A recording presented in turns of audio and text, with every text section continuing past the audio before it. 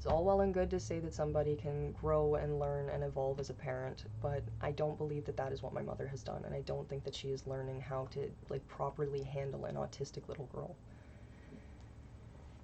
To whomever it may concern, my name is Alex Pendergast, and I am Jennifer Collette's niece and Morgan McDonald's cousin. I was a very active member of Jennifer, Morgan, her sister, and her brother's life for many years, babysitting Jen's kids and cleaning. Jen even allowed me to stay with her for almost a year when I was 17 and again when I was 21 years old. During my final stay, I was treated in such a way that it required years of therapy and treatments in order to reverse the psychological and physical abuse I experienced when staying with Jennifer. Jennifer is a narcissist and is incredibly abusive and manipulative. I'm not a doctor, but she has a pattern of hurting people and it just feels accurate. She has the ability to convince people that she is a good person that just wants the best for someone, but then her love is always conditional on how much money you can offer her or how her actions towards you make her look to those she wants to impress.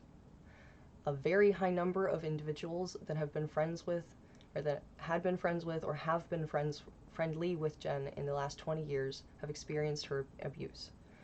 I am just one of many who is willing to share my experience as I grew up with and then was a caretaker of Morgan and Jen's other children.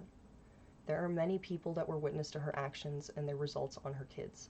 I'm incredibly concerned about Jennifer's attempts now to gain access to Morgan's daughter and her push that somehow Evie would be removed from her family by a social service founded on the principle of protecting Native family ties. And she's talking about, I'm just put my hand up to show that I'm speaking out and not, anyway. She's speaking about Nagdawenmag Banusiag Child Family Services, which is also called DBCFS, and it's like a agency that basically ensures that children don't get seized from indigenous homes and that they get to go back to their families and that they get to like learn and engage in their culture while they're dealing with whatever crazy trauma is going on in their life. And those individuals only ever stepped in our life because of and I have letters to prove it. It was because of our neighbors being violent and threatening us and threatening our children. I only have one child and my partner doesn't have kids, so but that is the situation as it was at the time, and that's the company group that my mother was concerned was going to take my child from me, and they're not interested in that, and they've written me letters of recommendation, not criticism. So anyway, I'm incredibly concerned about Jennifer's attempts to gain access to Morgan's daughter and to push and for her to push that somehow Evie would be removed from her family by a social service founded on the principle of protecting Native family ties. It's obvious to people who know Jennifer, or who know who Jennifer really is, that she is making an attempt to gain control of Morgan by going through her child, and is abusing the overwhelmed courts to access this. If Jennifer was truly concerned about what was beneficial for Morgan's children, then she would not be putting her own child through this legal stress, let alone the emotional strain that it must have. That in itself should be an example of how manipulative and calculative Jennifer is. I witnessed Jennifer constantly locking the girls in their rooms and the bathroom for hours at a time when I would come to help her handle them. And then when I would come to help her handle them, they would have been left there for days. This is not an exaggeration. These girls had locks on the outside of their shared bedroom door. They would be left for such long periods of time by their mother that they would often defecate in their own room and be found playing with their feces.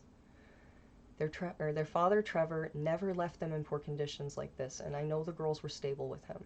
Of course, Morgan would be incredibly alarmed at thinking that her own child, and by precedent her future children, would be subjected to that type of treatment or possibly worse. Morgan, although a young mother, is one of the most responsible and well-adjusted young ladies that I have had the pleasure of being related to. This woman has worked so hard to be the best version of herself, the best mother that she could be. Morgan has taken the time to educate herself on her family cycles and our family traumas to grow her skills with kids and people, and has taken the time to heal from intense abuse that lasted years, at least by my watch. As somebody who required a significant amount of therapy in order to heal from Jennifer's narcissistic abuse, I can confidently say that the best thing that the courts could do for this young family would be to prevent Jennifer from having absolutely any access to them at all, so that they could heal from the harm that Jennifer's reach has caused.